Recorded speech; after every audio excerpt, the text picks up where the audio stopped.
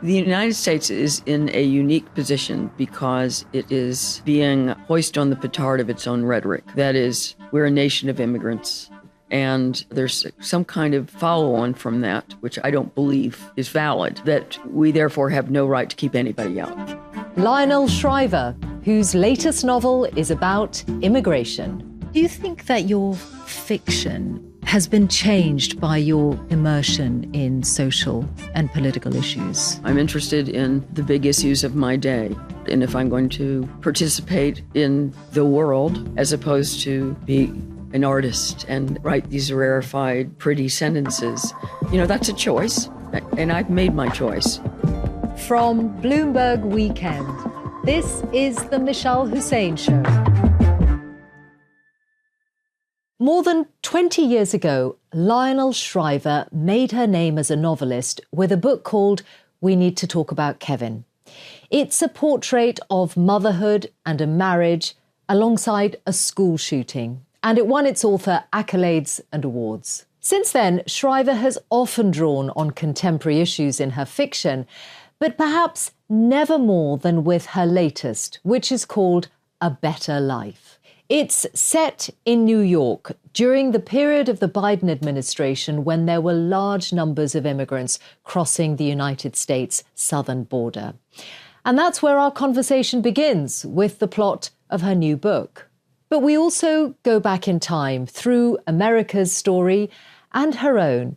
She is the daughter of a pastor, descended from immigrants, who has chosen to be one herself for much of her adult life. For decades, the UK was her home.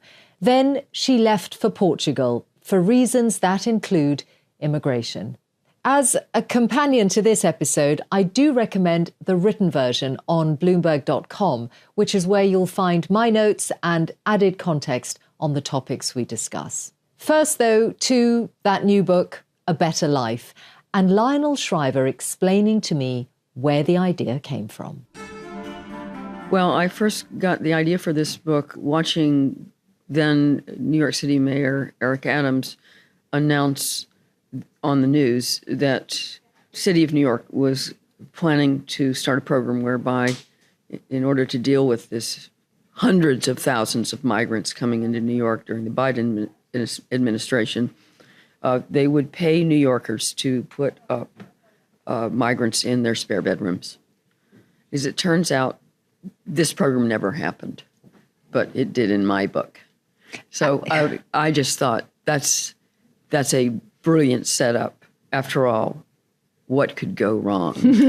Yeah, well, as I think you're hinting at, plenty does in the book. So there's the woman Gloria, whose home it is, Martine, who is the woman from Honduras, who she takes in, and then there's Gloria's son, Nico, who has his own complexities in his life, but is your main character, really, more so than the mother. Yes, it's all seen through the eyes of this 26-year-old layabout. He has an engineering degree, but has done absolutely nothing with it.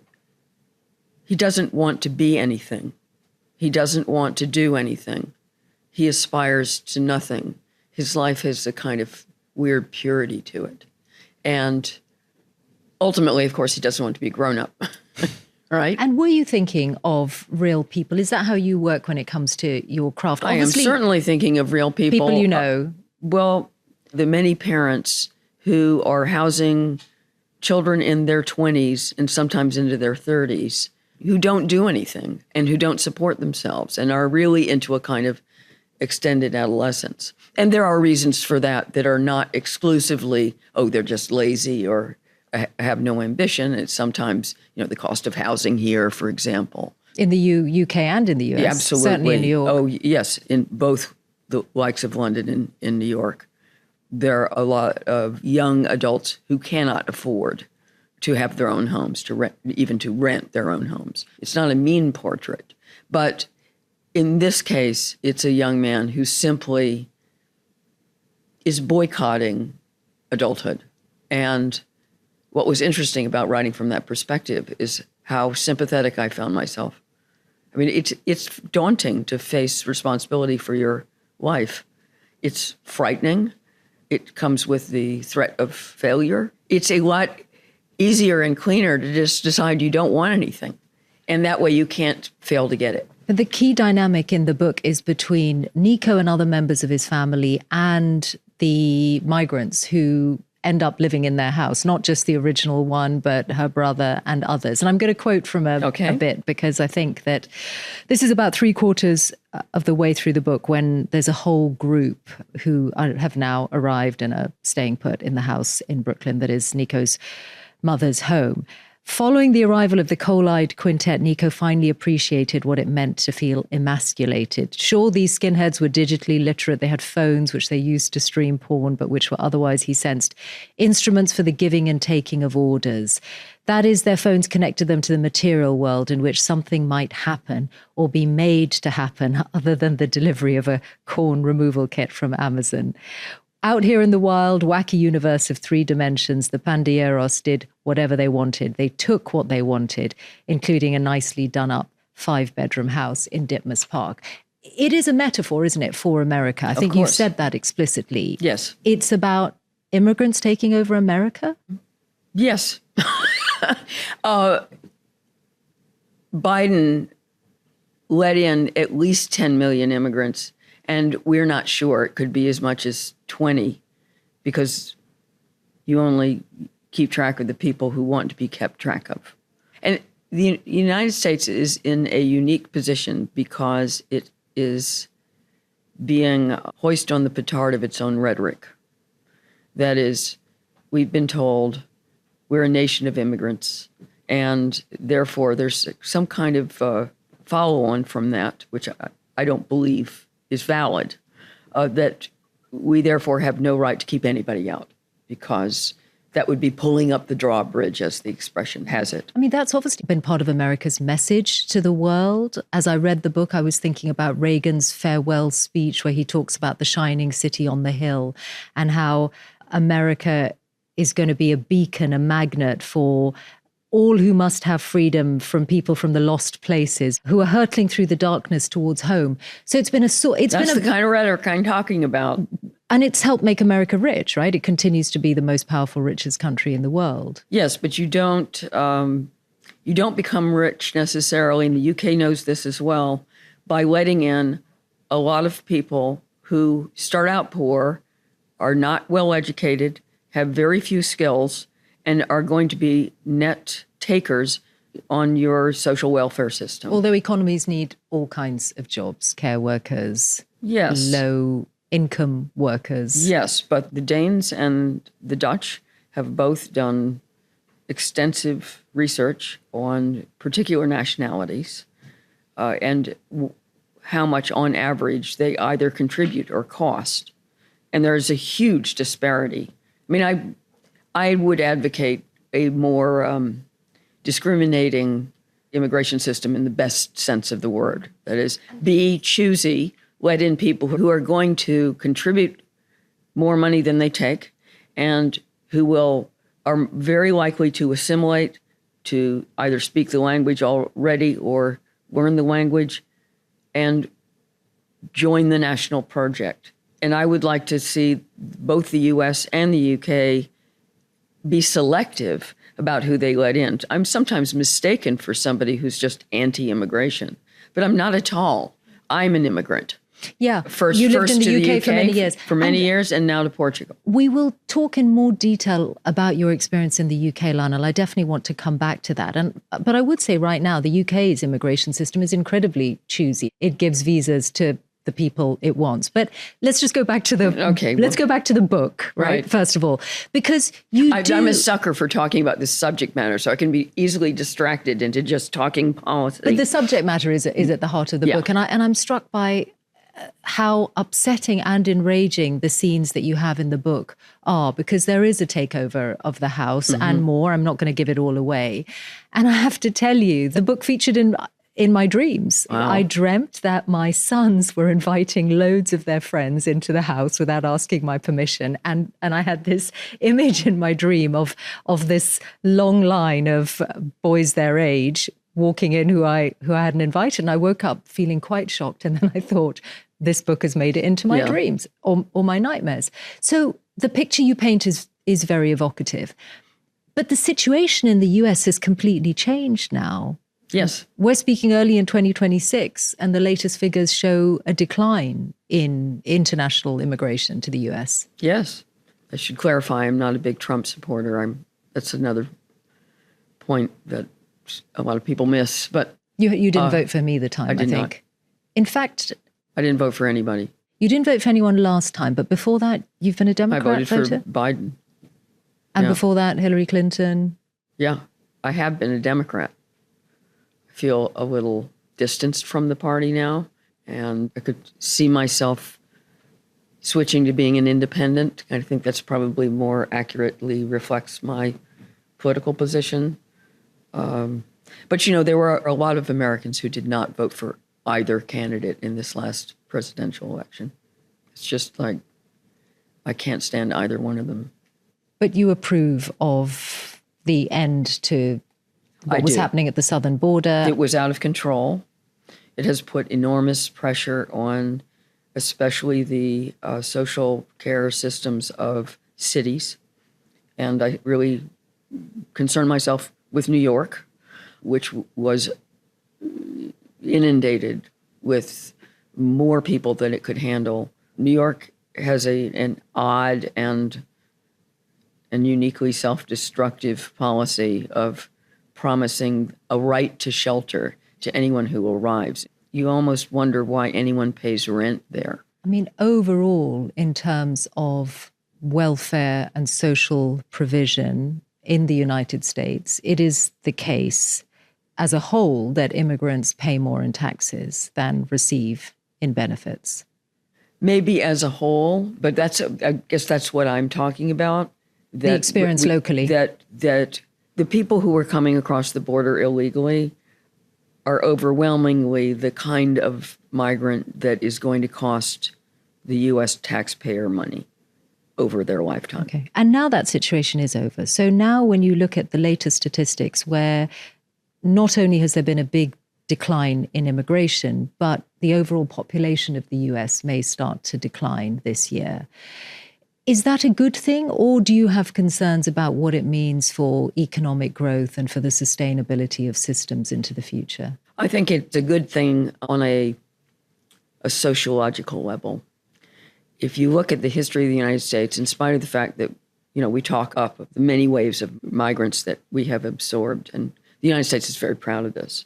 And I think and your ancestors would have been migrants, wouldn't justly they? so. Yes, not my parents, but my great-grandparents on both sides came from Germany. Mm-hmm. What people seem under-aware of is that after absorbing many millions of people, almost all of whom were from Europe, so there was a certain civilizational continuity there, the U.S. shut down immigration in 1924, let practically nobody in, and that lasted until 1965. I think that period of letting nobody in, not kicking anyone out, right, was crucial for knitting together a coherent, unified American population. That was the kind of successful melding, you know, a successful melting pot into which I was born. Yeah. And so that when I was born, nobody was hyphenating their identity. We were just Americans. Yeah. And again, that was part of the projection of America to the world. Come here and you can be Americans. That was historically what your But I'm just saying that we have taken in so many people. But the big difference is demographically is that American women were having babies in that time. And that's the implication of the current statistics, because nowhere in the world have countries really been able to manage a population decline without immigration, because you need to replace your workers. You need people who are going to consume as well as be part of the labor market. I think that's probably the strongest argument for a permissive, open border immigration policy. But I don't think it should be the only consideration. First off, the ideal solution to this problem is to somehow induce a cultural awakening whereby people have more children. Nowhere's achieved that. I am skeptical about that, but that's the ideal solution. Yeah. But that's why I'm wondering if you have any concerns about that idea of immigration decline and therefore population decline, because it does have serious economic considerations into the future. Yes, but there are serious social and political consequences to letting many people in from very different cultures. And I think that there should be a middle ground there. Let in some people, but preferably give some advantages to the more culturally compatible nationalities. Across the southern border, that largely Christian. I mean, they're coming from countries I where think that America has projected its power for so long. The Monroe Doctrine, now the Donroe Doctrine, that this is our sphere of influence. I think that the overwhelmingly Hispanic immigrants coming up through the border during the Biden administration, and actually just historically for the last 50 years, have a higher likelihood of ultimately assimilating, especially over multiple generations. But you didn't like them. I mean, you just said you didn't like them coming in those numbers. I don't like massive illegal immigration. I don't. I am all for legal immigration. Okay. And the United States would actually do better to loosen up on the legal side. I think we should let more people in legally and make it easier and cheaper. Okay. You've so often in your books, there are observations about America, which are so striking, so moving. And I was thinking more about the Mandibles, a portrait of a family in an America of the future. And where you have these scenes in that book that are about government excess and overreach, that, you know, soldiers barging into people's homes, wanton destruction. It made me wonder what you think of the tactics of ICE now in early 2026. I don't like the tactics. It doesn't mean that I think we shouldn't deport anybody. I don't think that the two shootings in Minneapolis look to me to be justifiable. I think that the whole look of the operation has been overly militarized. They don't look like police. They look like the army. I think it's been too aggressive. On the other hand, this whole business of having sanctuary cities and even sanctuary states means that the authorities are not cooperating with the federal law enforcement.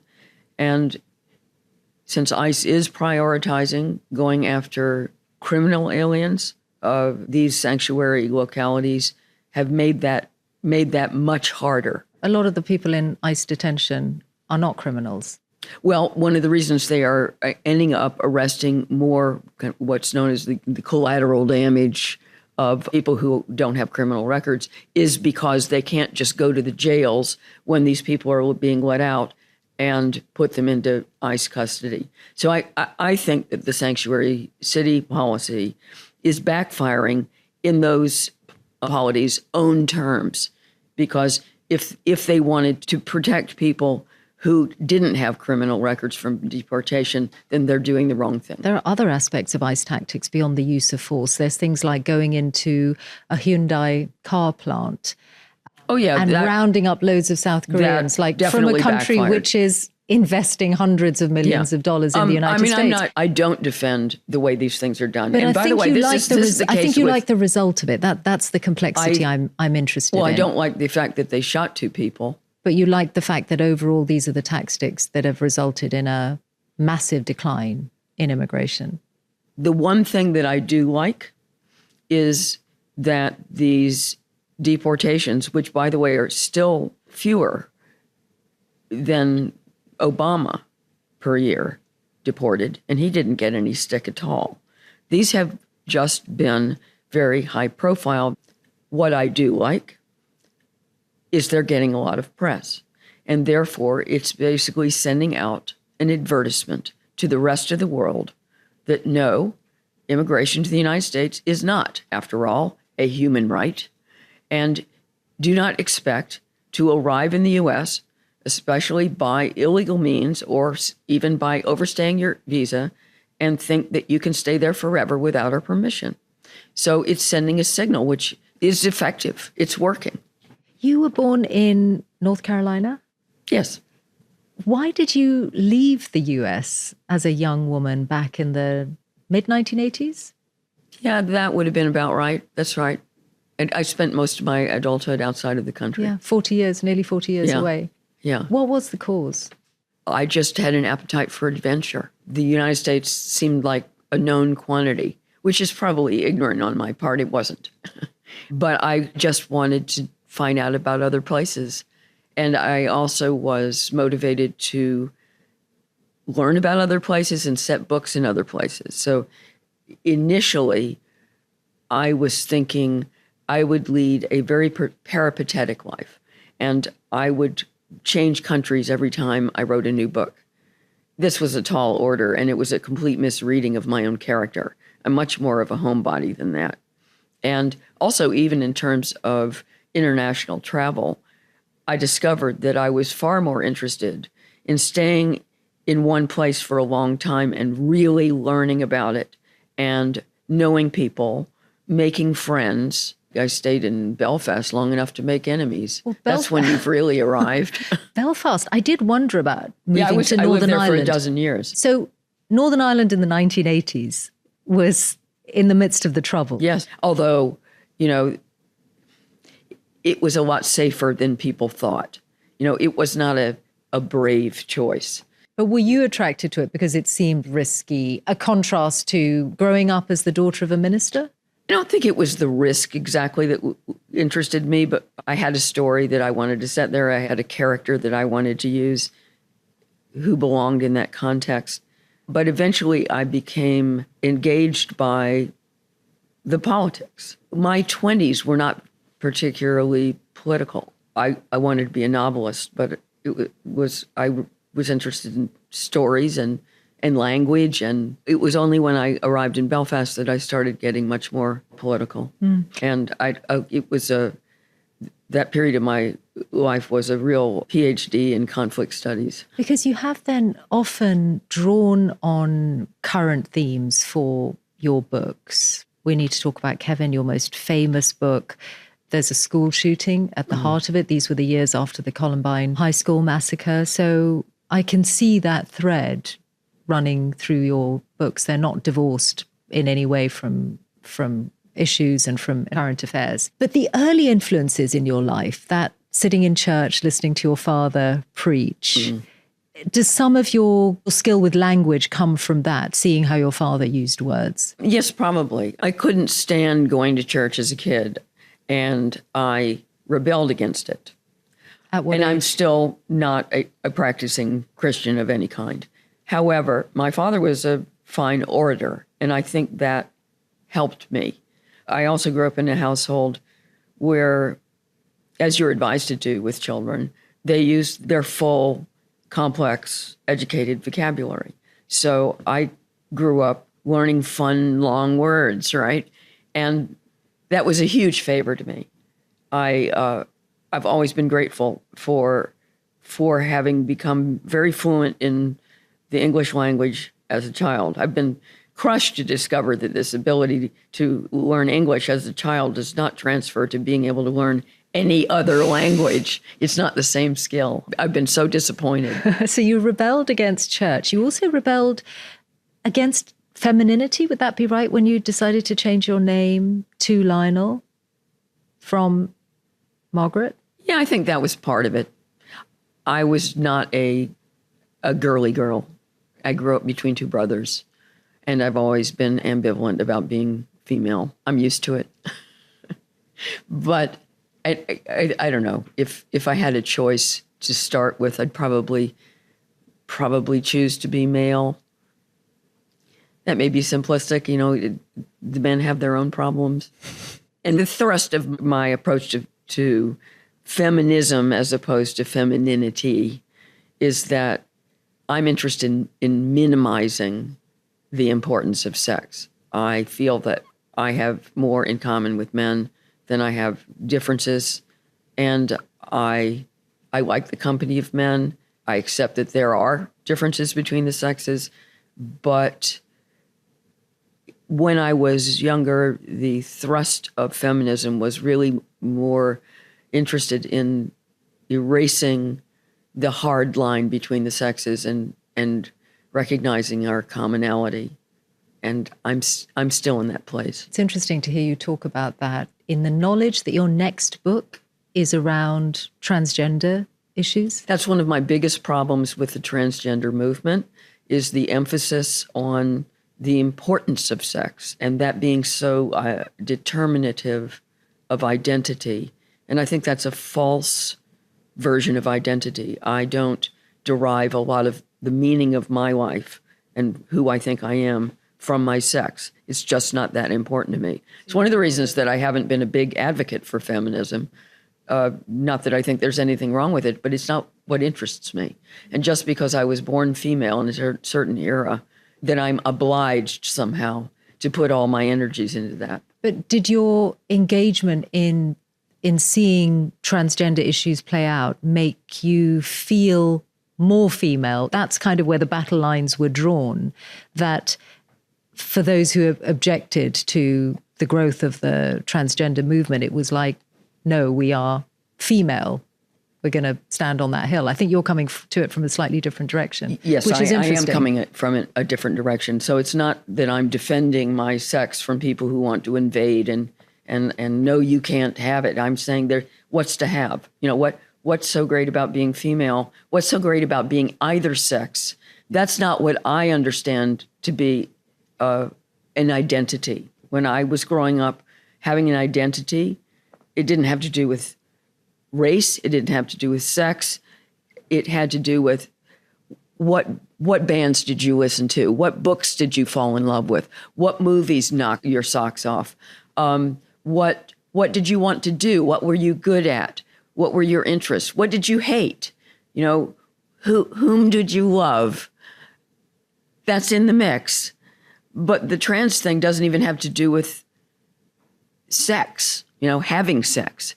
It's all about really stereotypes of what it means to be male and female. And those are the same stereotypes that I rejected when I was, 15. Can I share one observation where my heritage plays into how I see your issues? I definitely, in the 80s in the UK, no one would have asked me where my parents were from. It just wasn't part of the conversation.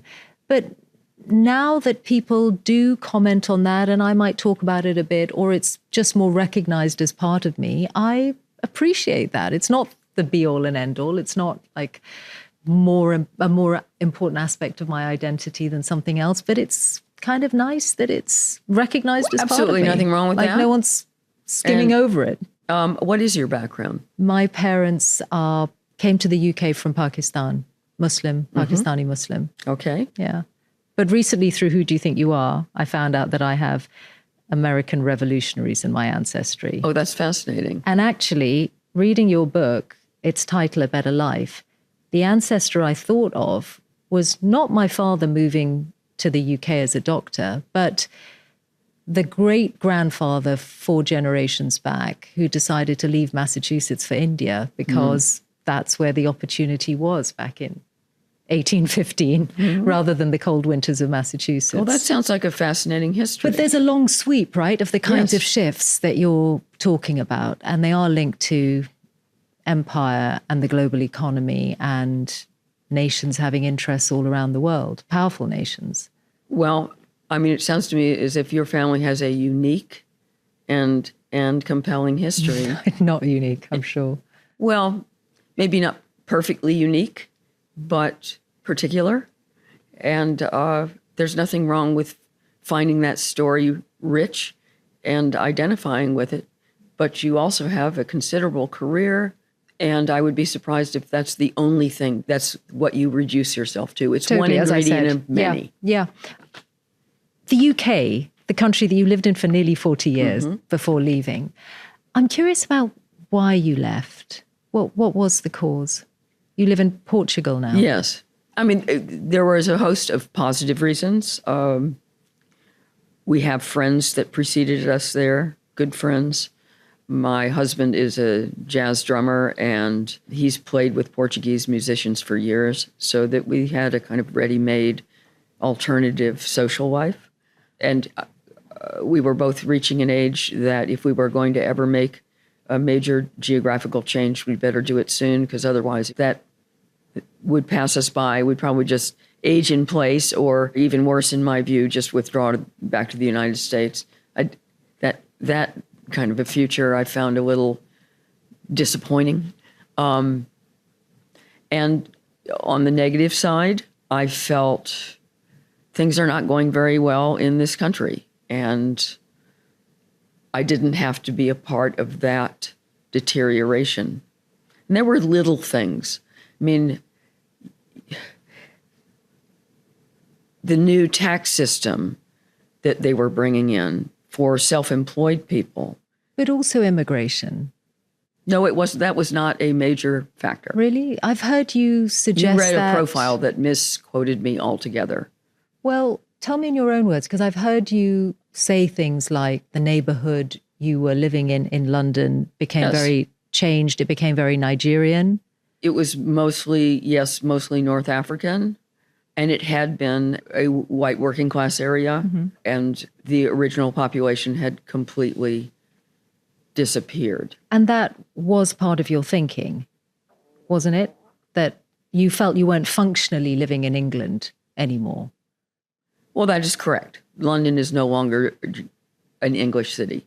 But that was not the driving reason that I left the country. I mean, you have, again, I've heard you say several times on podcasts that the experience of Muslim immigrants in particular to the UK and Europe has been catastrophic. I am worried that we're dealing with a certain civilizational incompatibility. And I think that's especially the case when we're dealing with mass immigration. And the experience of Muslims in the United States has been very different because the quantity has been small. And American Muslims are overwhelmingly well integrated with the rest of the country. They're usually well educated. They earn a lot of money.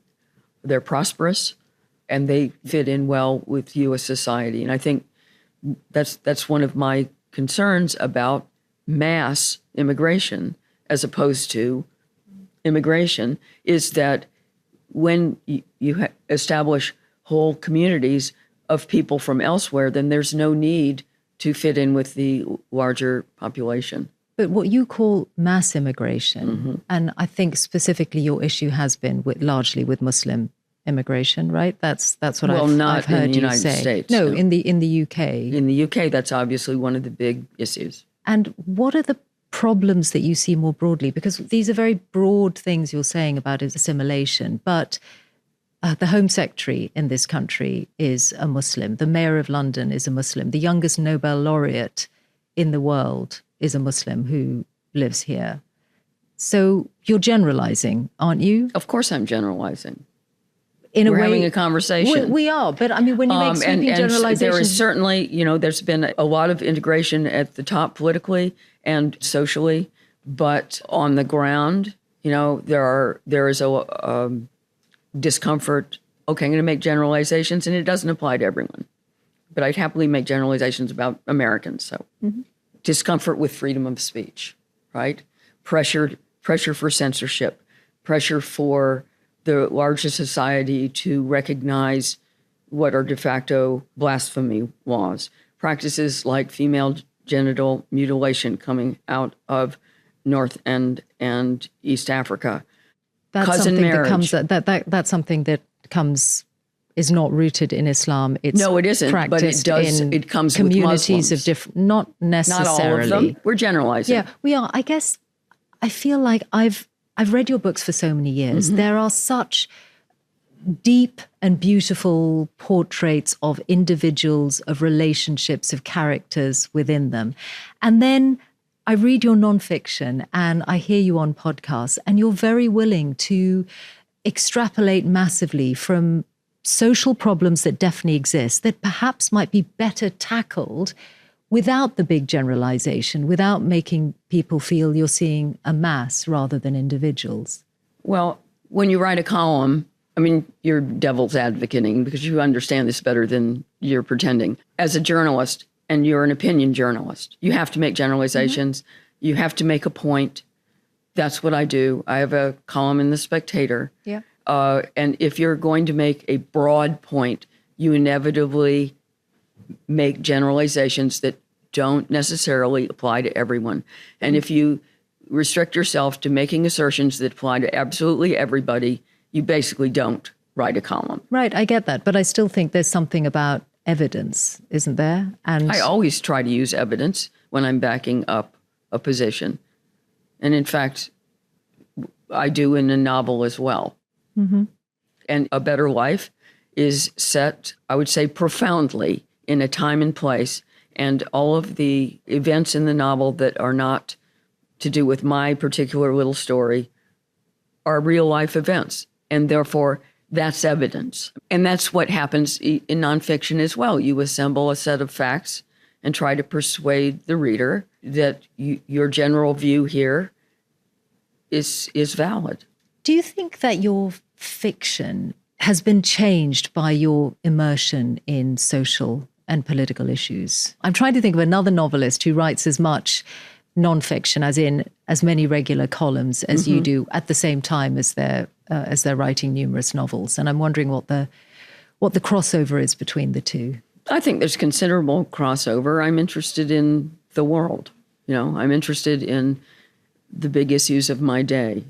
And I'm getting older and life is short. And if I'm going to participate in the world as opposed to stay back and be an artist and write these rarefied, pretty sentences, that's a choice. And I've made my choice. I'm going to be part of the world. I have made, some would say, a sacrifice in cheerfully exposing what I think in nonfiction. And therefore, I have sacrificed any sense of mystery, right? I am horribly accessible. And you don't have to spend a lot of time wondering what I'm like and what I think really, because you just have to open the newspaper. Or listen to podcasts, or when you're in the UK, you are frequently on news programs, for example. And the other sacrifice is that, everyone doesn't agree with my positions. You don't. And therefore, I potentially alienate part of my audience. And I guess I accept that. That's what happens when you take positions on things. Other people are going to disagree with you, which is fine. Mm-hmm. It's a large world. Totally. And that's there's freedom okay. of speech in it, thankfully. Yeah. But in fairness, I would like to clarify that it's not that I'm disagreeing with you. I'm curious about your evidence. And I think that you do often make very broad assertions that do leave things out of it. And again, that's your prerogative. You're concentrating more on an individual. And social ills are important, don't get me wrong. I think a lot of the issues you highlight are really important and deserve to be properly tackled through conversation and action. I'm just wondering if that process is a bit harder when there are lots of generalizations. I feel that you're really talking about my columns and not about the novels. Okay. Well, actually, I did want to talk about the novels tonight because I was reading We Need to Talk About Kevin again before this interview. It came out in 2005, so I first read it a very long time ago. And it made me think about the depth of the way you write, that you could easily think about this book as being about a school shooting, but actually it's about a female protagonist, about her attitude to motherhood and marriage. And there's so many really deep characterizations. And in A Better Life, I think you're not going quite as deep into the characters. Are you writing books perhaps faster than you did in the past? No, I don't think I'm writing them faster. I think they're a little shorter. Part of that is I'm editing more. I think that that readers in general, insofar as there are any of them left, prefer shorter books now because of the famous crap attention span. And there's a sacrifice there. There are things you can accomplish with a much longer book that you can't with a shorter book. I mean, there's only, and when you have a certain number of characters, there's only so deep you're going to get. You've also come back from having a major illness. You've had a serious autoimmune disorder that affected you a lot in the last few years. And how has that changed your routine, what you feel able to do, how you want to spend your day? Well, nowadays it hasn't changed anything. You're back. I had back surgery, and it kicked off Guillain-Barré syndrome, which is an autoimmune disease that means your body is attacking its own neurological system. And in a weird way, this was perfectly designed to fell me in particular, because I'm a fitness nut. And the effect of dissolving your neurological system is to dissolve your musculature. So within weeks, my biceps had drooped down into bingo wings. All my muscles just disappeared. And I could not stand anymore. I could only lift a cup of coffee by using both hands. I couldn't open my own hair clip. So I was reduced almost to an infant. And little by little, once I was given a medication to stop the process, I recovered my strength, but it was tedious as hell. Yeah. So you've had to really work hard at getting your body back to where it was. And has it changed you, having such a shock to the system, realizing how frail we are when something like that hits us? It was humbling. It made me incredibly grateful to particularly my husband and my younger brother, who helped me through it. It certainly gave me a renewed appreciation for the importance of marriage and family. Also, certain friends who really redeemed themselves and did more for me than I would ever have expected them to do before this happened. So I came out with a sense of gratitude.